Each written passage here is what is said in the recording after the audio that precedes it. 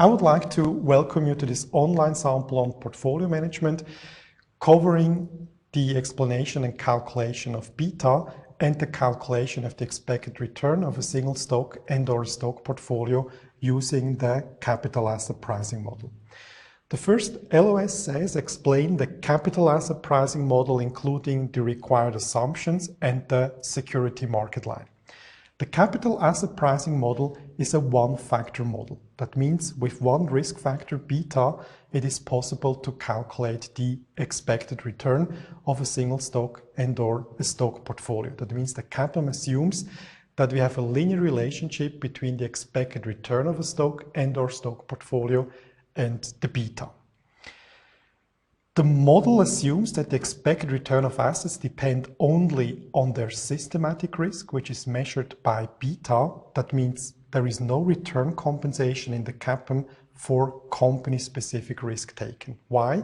Because company-specific risk can be diversified away in a portfolio. That means if company-specific risk is eliminated in a portfolio, then the return compensation in the CAPM is only return compensation for market risk, which cannot be diversified or eliminated in a long stock portfolio. What are now the assumptions underlying the capital asset pricing model? First, investors are risk averse. That means for the same level of risk, investors would select the portfolio with the highest expected return. Then there are utility maximizing rational individuals. Markets are frictionless, including no transaction costs and no taxes. Investors plan for the same single holding period, for example, over 1 year. Investors have homogeneous expectations. That means investors in the market have the same capital market expectations. All investors have the same capital market expectations. That means they have the same expectations regarding the risk of each single asset in the market, regarding the risk of each single asset in the market, and regarding the correlation coefficient or covariance between returns of two assets in the market. Then all investments are infinitely divisible, and investors are price takers. That means that no investor in the market is large enough to influence prices. The next LOS requires from candidates to calculate and interpret beta. Beta can be calculated as follows. That means to calculate beta, the stock returns must be regressed against the market returns, and the slope of the regression line would be then the beta of the stock.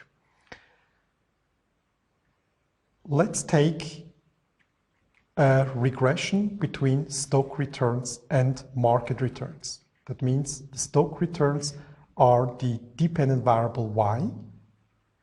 So we include the stock returns on the y-axis and the market returns on the x-axis. And now, for example, we can regress UBS stocks against the Swiss market index. We can take a historical return period, for example, of 2 years, and we can take then daily stock returns in order to run then this regression. For example, we can take the SMI return 1 day ago. Let's assume that 1 day ago the SMI went up by 1% and UBS stocks went up by 2%. Then this would lead to this return point in our diagram. Then we can take the stock returns and the SMI returns for 2 days ago, 3 days ago, over a period of 2 years. And if we do that, then we would come up with a cloud of return points in this diagram. Now we can use the so-called least square method to construct a regression line that will best fit these clouds of return points. And the slope of this regression line is now the beta of our stock. That means the beta can be calculated as follows. We have to take the change in y, and that's the change in y, that's the change of the dependent variable, divided by the change in x, and x is then the independent variable. That means the slope of the regression line would be therefore the change in y divided by the change in x. The change in y, that's the change in stock returns.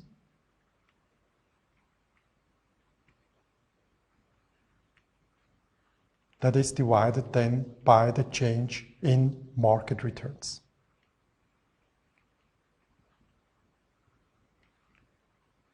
And this leads then to the beta of the stock. For example, if the beta of the stock is 1.2 and market returns increase by 2%, then this would lead to an increase of the stock return by 2.4%. That means beta is a sensitivity measure that tells us how much the stock return would change due to a change in market returns. Beta is the slope of the regression line, so therefore to calculate beta we have to write down the regression line, and the regression line can be written down as follows. The dependent variable y equals the intercept a of the regression line plus b, the slope of the regression line, times x, the independent variable, which are the market returns, plus an error term. Now, beta is the slope of the regression line, and the slope of the regression line can be calculated as follows. It is the change in y divided by the change in x. So therefore, mathematically, the slope is the first partial derivative of y with respect to a change of x. And if we take the first partial derivative, then we would come up with the following equation. That means we would come up for the slope of the regression line with the covariance between the dependent variable y and the independent variable x divided by the variance of the independent variable x. And that's then the slope of the regression line. That's then the slope of the regression line, the equation for the slope of the regression line. And now, instead of taking y and x, we can include for y we can take s, and s are the stock returns, just to better memorize then the formula at the exam, or for the exam. And x then are the market returns, so I will weight the market returns then with m. So S stands then for stock returns and M for market returns. Now the beta of the stock equals the covariance between the stock returns and the market returns divided by the variance of the market returns. Please note that beta cannot only be calculated using the covariance between the stock returns and the market returns, but beta can also be calculated using the correlation coefficient.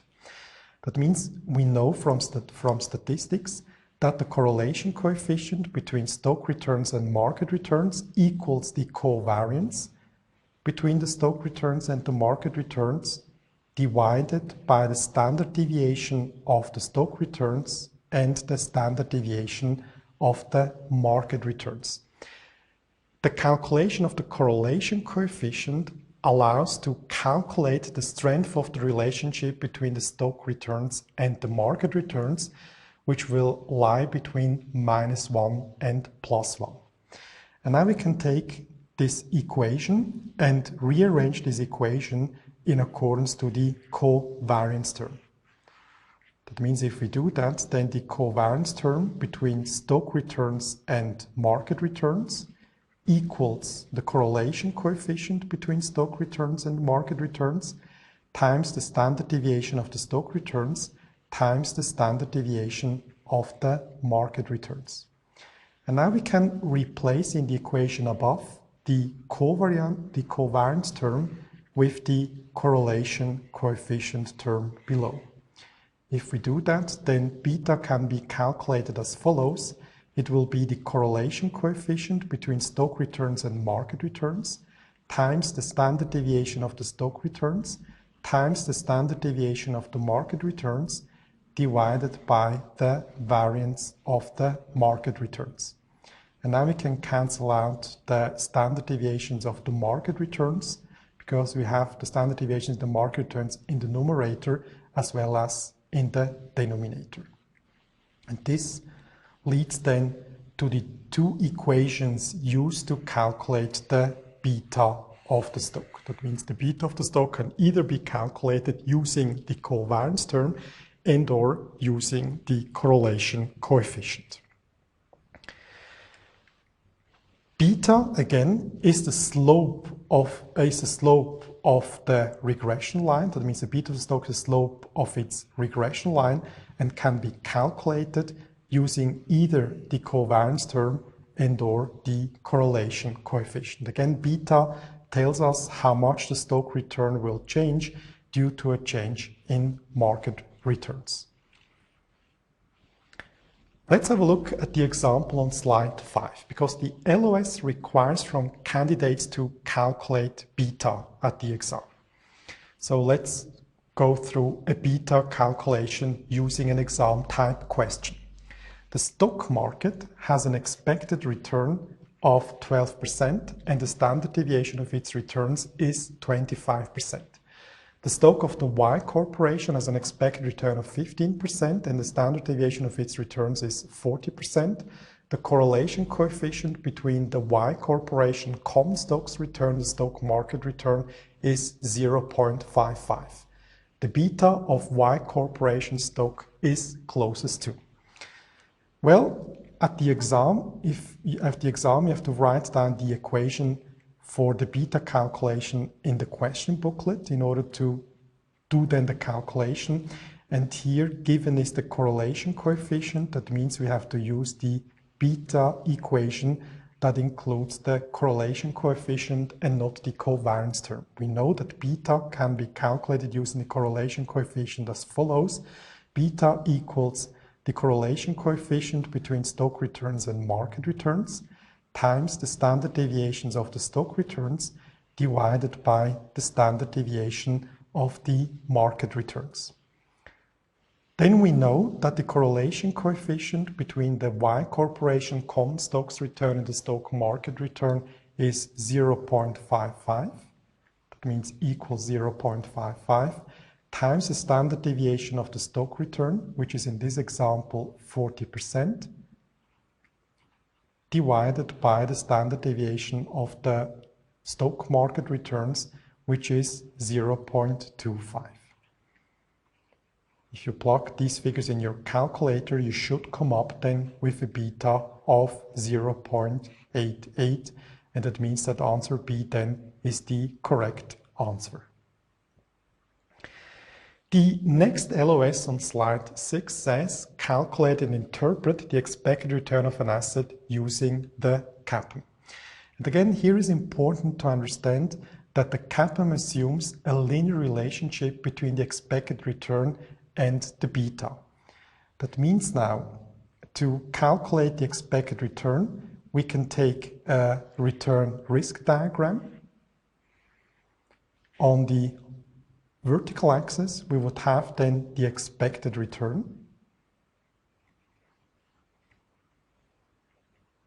And I will take afterwards for the expected return the following notation. That means E brackets R for the expected return. Then on the x-axis, we have the beta. That's the risk measure used in the CAPM, which is a risk measure for market risk or systematic risk. Now, please note that the CAPM assumes that the expected return and the beta are linearly related to each other. That means assumes that we have a linear relationship between the expected return and the beta. That means if we know about two return risk points in this return risk diagram, then we are able to construct a relationship between the expected return and the beta in the CAPM. The CAPM assumes now that it's possible to lend and borrow at the risk-free rate. So I take here the risk-free rate. On the vertical axis, the risk-free rate. And for the risk-free rate, I will take afterwards the abbreviation or the notation RF. That's for the risk-free rate. And the risk-free rate is risk-free. That means the beta of, or the risk of a risk-free asset would be 0. That means we have a beta of 0, and this leads then to the first return risk point in this return risk diagram. Then the CAPM assumes that it's possible to invest in the same market portfolio that we have in the capital market line model, or said it differently, the market portfolio that we know from the capital market line model is investable in the CAPM.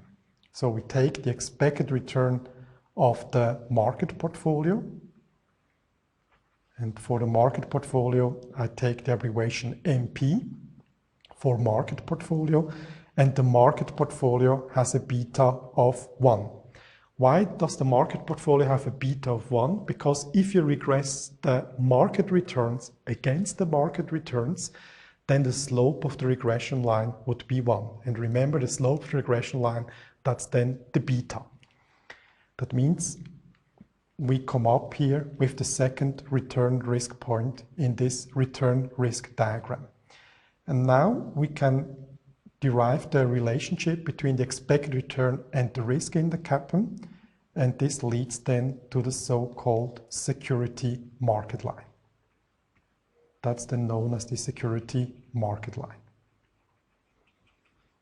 The SML, or this security market line, is a line, and a line is given by the dependent variable y and the independent variable x.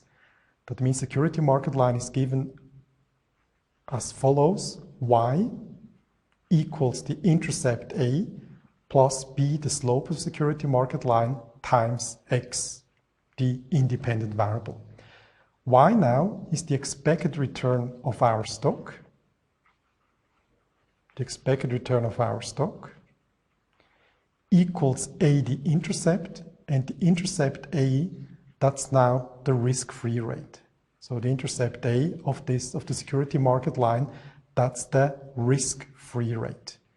So I include here in the equation RF for the risk-free rate plus B, and B is now the slope of the security market line, and the slope of the security market line is defined as the change in Y divided by the change in X. Now the change in Y can be calculated as follows. It would be the expected return of the market portfolio minus the risk-free rate. That would be then the change in Y. So the change in Y can be calculated as follows. So if you have to calculate the slope of security market line, then we have to determine first the change in Y. The change in Y, that's the expected return of the market portfolio minus the risk-free rate. And that's then the change in Y. So therefore, to calculate the slope of the security market line, we have to take the change in Y, which is the expected return of the market portfolio, minus the risk-free rate, and we have to divide that by the change in X, and the change in X, that's 1 minus 0.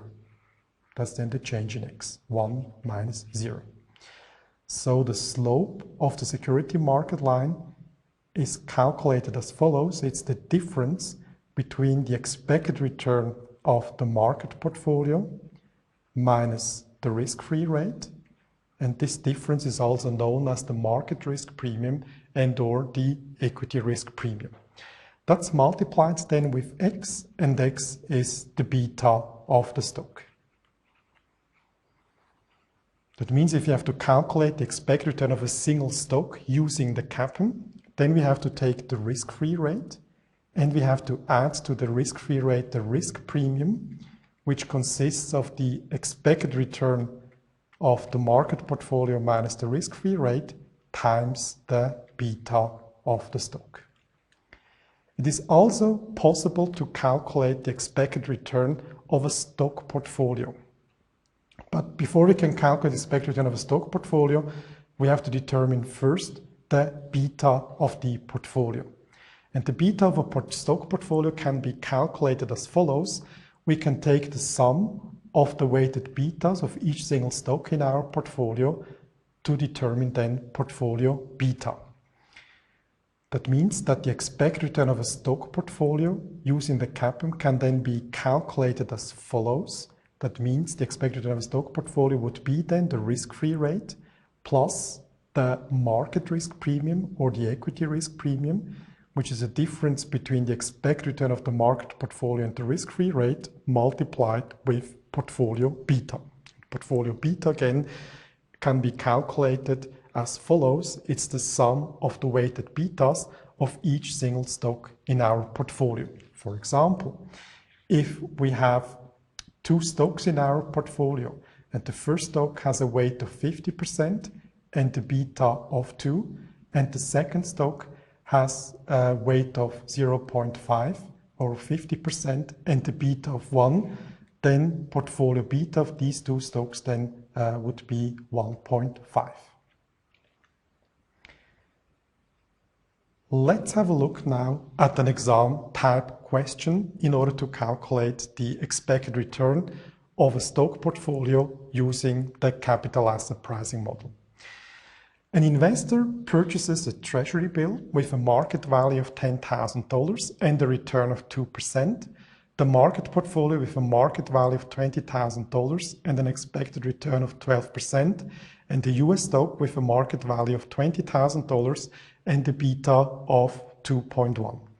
In accordance to the CAPM, the expected return of this portfolio is closest to. Well, the first step is to write down the equation to calculate the expected return of the stock portfolio. The expected return of our portfolio equals the risk-free rate plus the market risk premium, which is the difference between the expected return of the market portfolio and the risk-free rate, times the beta of our stock portfolio. The next step now would be that you have to fill in the figures given in the example. We know that the risk-free rate is 2%. The risk-free rate comes from the risk-free asset, which is a treasury bill in this example. So we have a risk-free rate of 2% plus. Then we know that the market portfolio has an expected return of 12%. The risk-free rate is 2%, and we have to multiply that with the beta of the portfolio. The beta of the portfolio is not directly given in this example, so therefore we have to calculate portfolio beta first. And the beta of the portfolio can be calculated taking the sum of the weighted betas of each single asset in our portfolio. The treasury bill has a market value of $10,000, and the overall market value of these three assets in the portfolio is $50,000. That's $10,000 of the treasury bill plus $20,000 of the market value of the market portfolio plus $20,000 of the market value of our US stock. So therefore, to calculate the weight of the treasury bill, we have to take the market value of $10,000 and we have to divide this then by the market value of the portfolio of $50,000. The treasury bill has a beta of 0. It's a risk-free asset, which has no risk. So therefore, the beta of the T-bill is 0. Then we know that the market portfolio has a market value of $20,000. The overall market value of the portfolio is $50,000, and the market portfolio, as discussed before, has a beta of 1. Then we can take the market value of the US stock, which is $20,000, and divide that by $50,000 market value of our portfolio, and the US stock has a beta of 2.1. Well, if we fill in these figures in the calculator, then the beta of the overall stock portfolio is 1.24. The 1.24 beta of the portfolio can be included in the equation to calculate the expected return of the portfolio. And if you fill in the figures, that means the 2% risk-free rate plus the market risk premium, which is the difference between 12% expected return of the market portfolio and the risk-free rate of 2%. And if we multiply that with the beta of the portfolio of 1.24, then we come up with an expected return of the stock portfolio of 14.4%. That means the correct answer then is answer B.